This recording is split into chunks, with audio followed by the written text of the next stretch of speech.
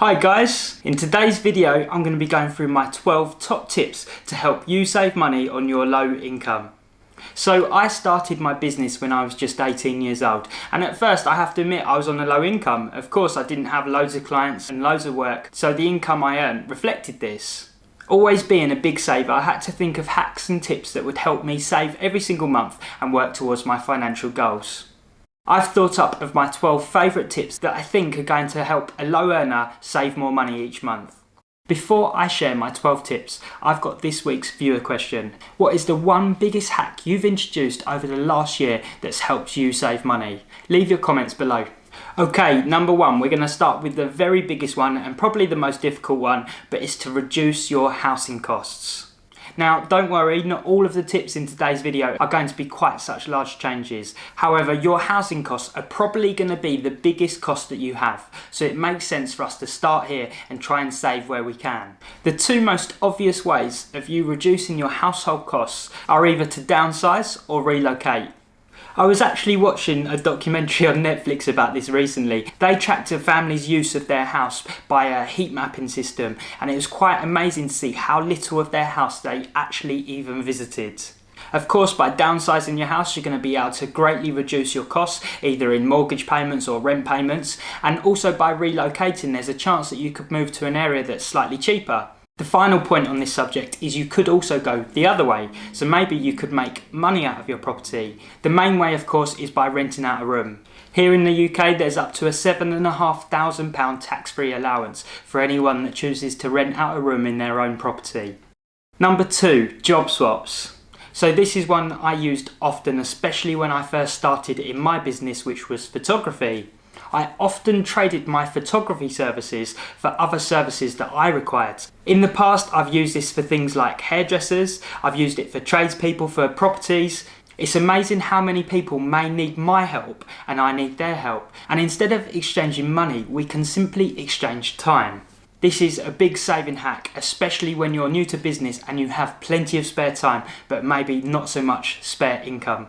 Even if you're thinking, well, my job isn't anything that people would need me for, maybe you have skills that someone would need. You may be able to swap your skills for either a product or service that you're interested in.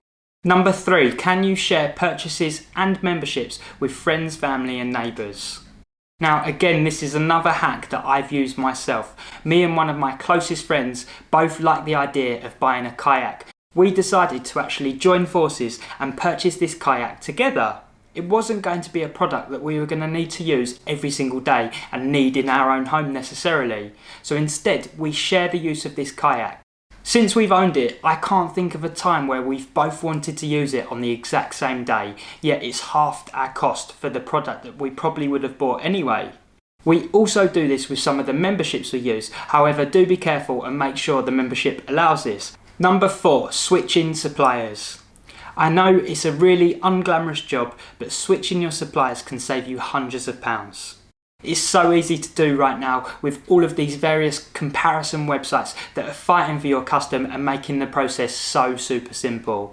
I very recently renewed my car insurance and the process took sort of 5 or 10 minutes to get some comparison quotes. The good news was I was able to beat my renewal quote, and this is something I do every single year on all of these sort of bills. Now, just to take this tip one step further, you should definitely haggle with all of the suppliers. It's amazing how their first quote on these comparison websites are not necessarily their best price. Often the comparison websites give you the option to be contacted by the two lowest quotes. You should definitely say yes to this. I will happily have two companies fighting for my custom and ultimately trying to beat each other's quote. You can even go back to your original provider and see if they can do anything against the quotes that have been provided. Number five, shop frugally at budget stores.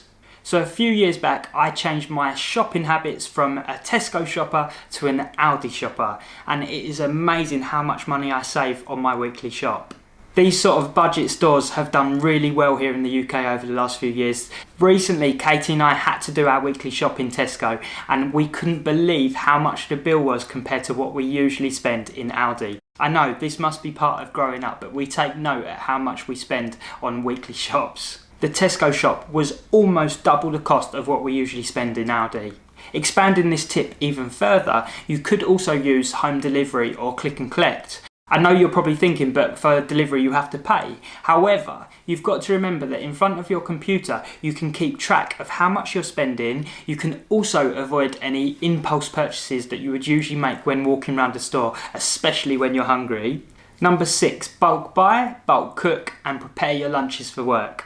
This can be a big saving. Bulk buying, I'm sure you don't need an explanation, but you usually get a better price by buying a larger quantity of that product. Bulk cooking is something that we've recently introduced. Not only does it help us save money, it also helps us save loads of time because we can bulk produce a dinner that is then ready for either the following evening or we can put it in the freezer for later in the week. Preparing lunches is also a big one. I know how easy it is just to pop down the shop and get a meal deal or something, and it's only £3.49 or whatever, but that does build up over time, especially if you're doing this every day.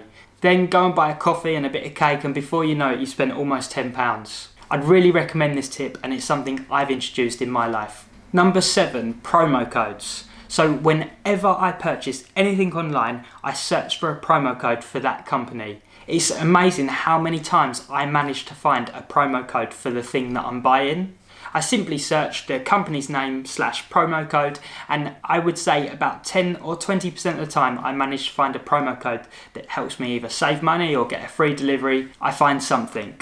You can also find promo codes for restaurants that you're going to eat at, so I'd always recommend doing a quick Google search. It only takes a few seconds and it can help you save money. Number 8, cashback.